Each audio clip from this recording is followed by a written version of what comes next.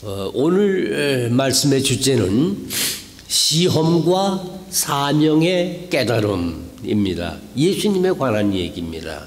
이 마가복음에 이제 예수님께서 시험 받으셨던 얘기와 그분이 그 시험 받으신 후에 나사렛에 오셔서 회개하라 하고 복음을 전파하기 시작을 하셨는데 그것이 예수님의 사명이었습니다. 예수님께서 시험 받으신 것과 그분이 사명을 깨달아 알고 행하셨던 그것을 생각해 보면서 저와 여러분들도 시험을 당할 수가 있으나 시험에 지지 말고 이기고 우리의 사명을 깨달아 하나님 앞에 충성된 종이 되어야 되겠다고 하는 것이 오늘 제가 이 말씀을 드리는 주제가 되겠습니다. 시험과 사명의 깨달음 이것인데 시험이라고 하는 것과 시련이라고 하는 말이 있습니다. 시험은 영어로 examination이라고 하는 것이고 시련이라고 하는 것은 테스트인데 비슷합니다. 어떤 자격을 주기 위해서 어떤 책임감 있는 그런 일을 맡기기 위해서 시험과 시련이 있습니다. 우리 교회 안에 군대 생활하시는 분들이 여러분들이 계시는데 저도 그 훈련을 받았습니다. 군목으로 가기 전에 훈련을 받았는데 그 시험이 굉장히 많습니다. 그러니까 그 논산훈련소에 가가지고서 거기서 6주간 훈련 받는 것이 굉장히 힘든 거예요. 얼마나 행군을 많이 했던지 나중에 육군 훈련소 거기 졸업하고 나올 때쯤 보니까 발바닥이 두께가 이렇게 두꺼워졌더라고요. 굳은 살이 배긴 거예요. 그만큼 그 행군을 많이 하고 훈련을 많이 받습니다. 훈련을 받아서 일반 그 병사들이 받는 훈련을 그 6주간을 받은 거예요. 그 후에는 장교 훈련을 받는 건데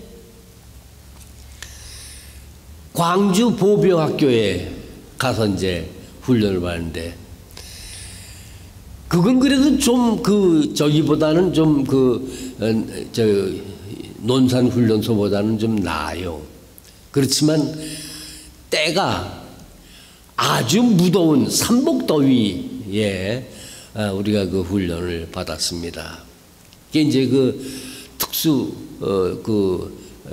병과 들이 모여가지고 이제 훈련을 받는데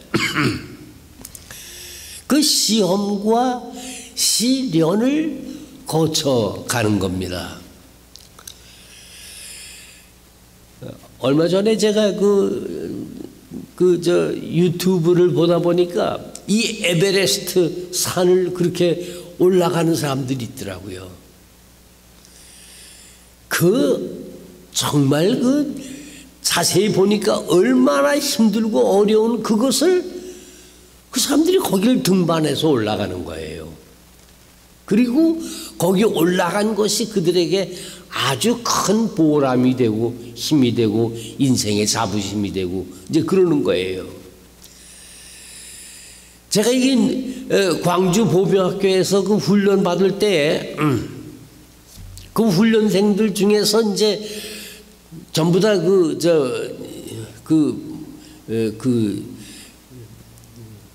맡은 분야를 줍니다. 그래서 분대장도 해보고 소대장도 해보고 중대장도 해보고 그렇게 이제 돌아가면서 합니다. 제가 이 소대 공격할 때에 제 직책이 뭐였었는가니 소대장이었습니다. 그 이제 분대가 4개 분대가 있는데 그 4개 분대 중에서 제 4분대가 제일 그 고생스럽습니다. 이게 화기 분대예요. 그래서 이제 들고 가는 게 무거워요. 박격포하고 뭐 기관총하고 이제 이런 걸 들고 산을 올라갔다가 공격해서 이제 올라갑니다. 그러다가 내려옵니다. 그 다음에 다시 또 공격해서 올라갑니다. 그 이제 엄패, 은패 이런 걸 해가면서 이제 그 산을 올라가는 거예요. 이 산이 얼마나 미끄러운지 2발자국 올라가면 1발자국은 미끄러집니다. 그러니까 2발자국 올라가봤자 1발자국 올라간 것밖에 안 돼요. 그거를 땀이 번복이 되고 그 진흙이 번복이 돼가지고서 거길 올라갔다가 내려오고 다시 또 올라갔다가 내려오고 점심시간쯤 되면 다 올라가게 돼요. 그 다음에 이제 방어를, 그러니까 고째 올라간 다음에는 그 다음에 이제 방어를 합니다. 그래서 이제 그 산 밑에서 타겟이 하나씩 이렇게 막 올라옵니다. 그러면 그걸 총으로 쏴가지고서 이제 그거를 맞춘 그런 훈련을 하는 건데, 그걸 하고 나면 이제 점심을 먹는 거예요. 오전 내내 그 산을 올라가고 내려오고 뛰어서 올라가고 내려오고. 그런데 그런 훈련을 받고 난 다음에는 그 전에는 산이 이렇게 높아 보이고 어휴 저걸 어떻게 올라가나.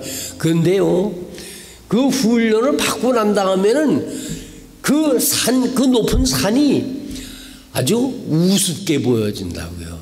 저런 거 저거 아무것도 아니야. 저거 뭐 올라갈 수 있어. 능히 올라갈 수 있어.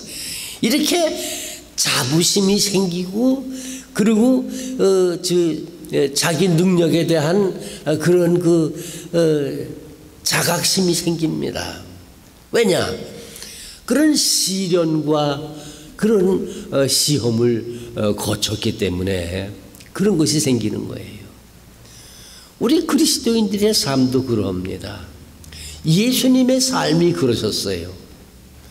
이 성경에 보면은 성령께서 예수님을 광야로 몰아내셨다 그랬습니다. 하나님께서 자기의 사랑하는 아들을 성령이 인도해서 몰아냈다고 했어요. 광야로 내보내서 거기서 40일을 금식을 하면서 거기서 지내셨는데, 금식에 대한 얘기가요. 이게 이제 금식을 저도 해봤습니다. 그러니까 예수님이 하신 것들을 이제 저도 이제 따라서 한다고 해가지고서 이제 그런 거를 했는데, 이게 참 쉬운 게 아니에요. 예수님께서 광야에 나가서 그 시험과 시련을 겪고 하나님께서 예수님께 대해서 너는 내 사랑하는 아들이라 내가 너를 기뻐하노라, 이런 하나님의 아들이라고 하는 확신을 그런 시련과 시험을 통해서 얻게 그렇게 되셨던 겁니다. 사명이 무엇이냐? 왜 하나님께서 예수님을 이 세상에 보내셨느냐? 왜 세상에 태어나느냐? 사명은 복음을 외치는 것이었습니다.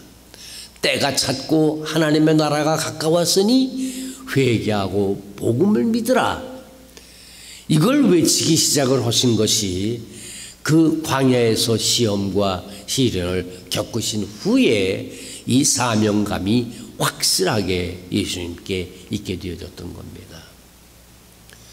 여러분, 사명감이 있으십니까? 왜 세상을 사는 겁니까? 무엇을 하려고 이렇게 살아가는 겁니까? 사명감이 있어야 됩니다. 예수님께서는 복음을 전파하는 것이 사명이 있었습니다. 저도 예수님을 본받아 복음을 전파하는 것을 제 사명으로 삼고자 합니다. 그렇게 살아왔습니다. 여러분들께서도 뭐 사는 형편이 다 처지가 다르고 다 그러시죠. 그러나 우리의 최종적인 목표, 사명은 무엇입니까? 복음을 전파하는 일이 우리의 사명이 되어져야 하는 겁니다. 예수님께서 하신 일들을 본받아서 예수님께서 우리에게 보여주셨던 것 가운데 시련과 이런 그 시험을 거쳐가신 것이 금식이었습니다.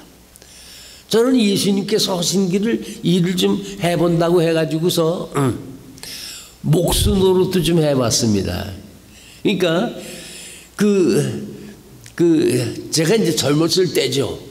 이제 집안에 있는 가구를 돈 주고 사질 않고 톱, 망치, 대패 뭐 이런 거를 사가지고 와가지고서 우리 집안 식구들이 다 말렸어요. 그래도 제가 그걸 했습니다. 그래서 나무를 잘라가지고서 대패질을 해가지고서 못을 받고 해가지고서 의자도 만들고 책상도 만들고 침대도 만들고 그랬습니다. 그러니까 우리 교인들이 그걸 보고서 아니 그거 가서 그냥 돈 주고 사오면 되지 그걸 무슨 고생을 해가지고 그렇게 그런 걸 만들고 있느냐 그래요. 제가 뭐라 그런가니 내가 예수님을 따르고 예수님을 본받는 사람인데 예수님이 목수였지 않느냐. 그러니까 나도 좀 예수님께서 하셨던 것과 같이 목수 노릇을 좀 해보려고 한다.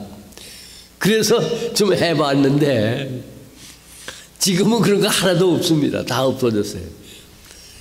역시 목수는 그 아무나 하는 게 아니에요. 힘들더라고 그게요.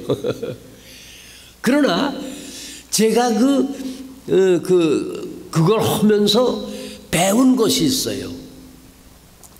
이 나무라고 하는 게 그냥 나무가 아닙니다. 그 나무가 결이 있어요. 그래서 그 나무를 제대로 다루려고 그러면 저는 처음에 그걸 모르고 그냥 자르고 밀고 그렇게 했었는데 나중에 보니까 그렇게 하면 안 되겠더라고요. 나무에 결이 있어요. 그걸 따라가지고서 자르고 그걸 따라서 대배질을 해야 이것이 아주 매끈하게 되어지는데 예수님께서 목수하셨다고 하는 것을 제가 이해를 합니다. 하물며 나무를 다루는 데 있어서도 나무의 성격과 질을 알아야 이게 제대로 다룰 수가 있는 건데 예수님께서 목수를 하시면서 인간의 모든 습성과 강한 면과 약한 면 이런 것을 자세히 아시고서 그리고서 인간을 다루셨습니다. 인간이 제일 견디기 힘든 게 배고픈 겁니다. 네. 예수님께서는 금식을 하심으로써 인간이 어떤 고통을 당하고 어떤 고난을 겪고 사는가 하는 것을 아셨던 분이십니다. 어린 아이들이 배가 고프면 웁니다. 배고플 때 우는 울음소리와 다른 뭐가 불편해서 우는 울음소리가 다릅니다. 배고플 때 우는 소리는 보다 더 처량합니다. 여러분 그거 아셨어요? 배고픈 게 참 인간의 견디기 어려운 그러한 고통입니다. 저는 이번 사순절 기간 동안에 금식을 몇 번을 할 그런 계획입니다. 여러분도 계획을 해보세요. 그래서 금식을 하고, 금식을 그냥 금식하는 게 아니에요.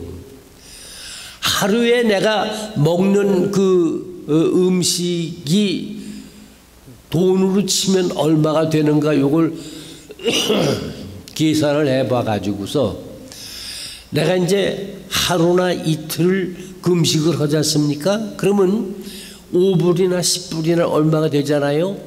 그러면 그걸 가지고서 구제하는 데다가 쓰는 겁니다. 예, 이제 나중에 말씀드리겠습니다만은 자선 구제하는 일에 가난한 사람들에게 구제하는 그런 일을 하는 겁니다. 예수님께서 이 세상에 오셔서 배고픔을 경험하셨고 굶주림을 당하는 사람들을 도와주시려고 하셨고, 어떤 때는 오병이어 보리떡 5개와 물고기 2마리를 가지고서 3,000명을 먹이시는 그런 일까지도 하셨던 그런 분이셨습니다. 그리고 또 이분은 일생을 사시는 동안에 그 삶 전체가 기도의 연속이셨습니다. 성경에 보면 여러 군데에 기록이 어떻게 되어 있는 거 아니? 예수님께서 새벽에 일어나셔서 조용한 곳에 가셔서 기도하셨다 그러셨습니다. 그리고 어떠한 어려운 일이 올 때마다 그분은 기도하셨습니다. 난감한 일이 있을 때마다 그분은 기도하셨던 기도의 사람이셨습니다. 우리가 이 예수님을 본받아야 합니다. 기도는 늘 우리의 마음속에 있어야 되는 것이고 우리의 호흡과 같은 것이 되어져야 합니다. 그리고 아까도 말씀드렸습니다마는 금식을 하고 또 금식하지 않은 다른 방법으로라도 자선, 구제하는 일을 예수님을 본받아 해야 합니다. 제가 사는 동네 한복판에 맥도날드가 있습니다. 제가 사람들에게 무슨 음식이 생기면은 그 근처에 그 홈레스가 있는데 거기에 가서 그 음식을 나누어 줬습니다. 우리 아이들이, 우리 딸년이 그렇게 하지 말라고. 그 잘못하면 그 사람들이 그거 먹고서 탈이 났다 하고서 하고 이렇게 하는 수가 있으니까 음식을 갖다 주면 안 된다고 그래요. 그런데 이제 그 다음에는 이제 그걸 갖다 주질 못하는데 가끔 가다가 보면은 제가 맥도날드에 아주 음식 하기가 귀찮고 뭐 이렇게 장만해서 하기가 귀찮으면은 가장 손쉬운 게 그 맥도날드거든요. 거길 간다고요. 그러면 그 문간에 서 있는 사람들이 몇 사람씩 있습니다. 그리고 이제 그 중에서 한 사람을 픽업을 해가지고서 You want some hamburger? 그러면 그렇다고 그래요. 그럼 데리고 들어가서 그 햄버거를 내 거 사고 그 사람 거 사고 같이 앉아서 먹지는 않습니다. 왜냐하면 그 사람의 입장에서 또 좀 거북하지 않겠어요? 그렇기 때문에 그냥 나는 이쪽에서 먹을 테니까 당신은 저쪽에 가서 편안하게 마음 놓고 먹으라고 그렇게 한다고요. 구제하는 일, 그 사람들이 알아요. 제가 맥도날드에 자주 가면 좋을 텐데 자주 못 가니까, 그러니까 나타나면 어디서 나타나는지. 그런데 뭐 몇 사람씩 다 그렇게 할 수는 없으니까 한 사람만 딱 택해가지고 하는데, 예수님의 삶을 우리가 본받고 그것을 따라서 하는 그것이 우리 그리스도인들의 삶의 아름다운 모습이 되어지는 겁니다. 성경 읽는 것, 아침마다 일어나 성경을 묵상하는 이 일이 매우 중요합니다. 예수님은 이 구약 성경에 나오는 모든 그 성경 구절에 대해서 아주 정통하신 분이셨습니다. 그래서 무슨 일을 하시든지 그 성경 말씀에 준해서 무슨 일을 하셨습니다. 마귀가 와서 3번씩 예수님을 시험을 했습니다. 그 3번 시험하는 그 시험을 이겨내셨는데 하나님의 말씀을 가지고서 이겨내셨습니다. 예수님께서 일생을 사시는 동안에 어디를 가시든지 예수님 주변에 많은 사람들이 몰려왔습니다. 병든 자, 정신병자, 눈먼 자, 절름발이 여러 종류의 사람들이 와서 예수님께로부터 고침을 받았습니다. 그런데 그 중에 소위 그 당시에 종교 지도자라고 하는 사람들도 왔습니다. 그 사람들은 예수님께 와가지고서 뭐 병 고침을 얻기 위하거나 뭐 이렇게 뭐 그런 거가 아니에요. 예수님이 하시는 일을 자세히 보고서 시비를 걸려고 오는 거예요.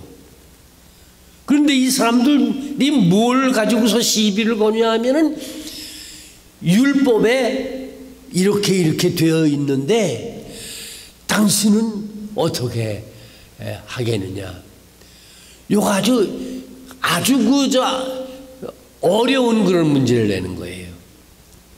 그래서 가늠하다가 현장에서 잡힌 여인에게 여인을 끌고 와가지고서 율법에는 이런 여자는 돌로 쳐 죽이라고 했는데 당신은 어떻게 하겠느냐. 예수님께서 그 율법의 근본 정신이 무엇인지를 아셨어요. 그리고서 말씀하시기를 너희들 중에 죄 없는 자가 먼저 이 여자에게 돌을 던져라. 이렇게 말씀하셨어요. 성경 말씀을 항상 중요하게 생각하셨고 그것을 늘 묵상하시고 그것에 준해서 일생을 사셨던 것이 예수님의 삶의 모습이었습니다. 저는 이 예수님을 본받기를 원합니다. 그래서 성경을 읽습니다. 성경을 읽고 생각하고 그것을 실천하려고 노력을 합니다. 이것이 그리스도인의 삶이에요. 이것이 복된 크리스찬들의 삶이 되어지는 것입니다. 날마다 하는 겁니다. 내가 예수 믿고 구원받아가지고서 하나님의 자녀가 됐으면 그럼 됐지. 뭐로 매주일 교회 나가서 예배를 드려? 그게 아니에요. 매주일 예배를 드려야 됩니다.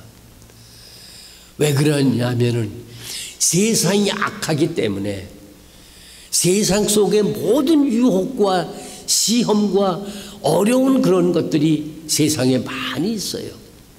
꼬박꼬박 매주일 주의 전에 나와 예배 드려야 됩니다. 그리고 날마다 하나님의 말씀을 묵상하고 기도하고 구제하고 그리고서 말씀에 따라 살아가는 그런 생활을 날마다 해야 합니다. 하되 규칙적으로 해야 합니다. 우리가 감리교회 메소디스트 처치라고 하는 건데 왜 이름이 이렇게 붙었는가 하니 우리 연합감리교회를 창시하신 존 웨슬리라고 하는 그 목사님이 자기와 함께 신앙생활을 하던 동료들이 있었습니다. 홀리 클럽이라고 하는 그런 그룹이 있었는데 그 사람들하고 신앙생활을 하는데 얼마나 규칙적으로 그 신앙생활을 하는지 그때 당시에 영국 종교회의 그 다른 목사들이 존 웨슬레와 그 동료들 너희들은 방법론자들이다. 그러니까 그 말은 이제 메소드 방법론자 규칙적으로 생활하는 사람들이다 해가지고서 메소디스트라고 하는 이름을 붙이게 되어져서 그래서 우리가 지금도 그 이름을 쓰고 있는 겁니다. 신앙생활이라고 하는 것은 날마다 규칙적으로 해 나가는 것입니다. 우리가 이 세상에서 얼마를 살겠습니까? 80이면은 오래 산다 그랬는데 이제는 또 80도 아니에요. 90, 100세까지 산다고 합니다. 이러한 삶 속에 우리의 삶이 날마다의 삶 속에서 예수님께서 우리에게 보여주셨던 그 삶의 아름다운 모습 그것을 매일매일 날마다의 삶 속에서 그것을 실천하면서 살아가는 겁니다. 그리고 우리가 가는 곳은 분명합니다. 예수께서 오셔서 그렇게 많은 고난과 역경을 당하셨지만은 십자가에 죽기까지 하셨지만은 죽음으로 끝난 게 아니었었어요. 그분은 부활하셨고 승리를 거두신 분이십니다. 저와 여러분들도 예수님의 뒤를 따라갑니다. 어디까지 가는 겁니까? 십자가를 지고 고난을 겪으면서 예수님의 뒤를 따라가기도 합니다만은 고난으로 끝나는 게 아니에요. 우리의 끝은 승리요 영광인 것입니다. 영생인 것입니다. 오늘 우리가 사순절 첫째 주일을 지내고 있습니다. 사순절 기간 동안에 요 기간뿐만이 아니라 우리의 일생 전체 저와 여러분 힘을 합쳐서 우리 교회 안에서 우리 다 함께 서로 도와가면서 서로 위로하고 서로 격려하고 이렇게 예수님의 뒤를 날마다 규칙적으로 예수님의 뒤를 잘 따라가다가 예수님께서 최후에 거두셨던 부활 승리 이 영광스러운 승리를 저와 여러분 모두 함께 받게 되시기를 주의 이름으로 축원합니다. 아멘. 잠깐 기도드리십시다.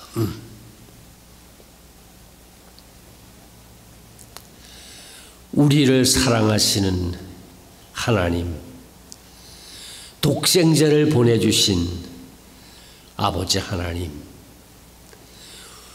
복음을 우리에게 보여주셨건만 아직도 우리가 살고 있는 이 세상 속에는 많은 사람들이 이 복음을 듣지 못하고 알지 못하고 행하지 못하고 사는 사람들이 많이 있습니다. 주여 간구하옵나니 우리 프레스노 한인연합감리교회 우리 성도들이 분명한 복음을 깨달아 알아 이 복음을 들고 나아가 많은 사람들에게 복음을 힘써 전파할 수 있는 그런 능력과 힘을 허락해 주시옵소서. 다시 오심하고 약속하신 예수님의 이름으로 감사하옵고 기도 올려옵나이다. 아멘.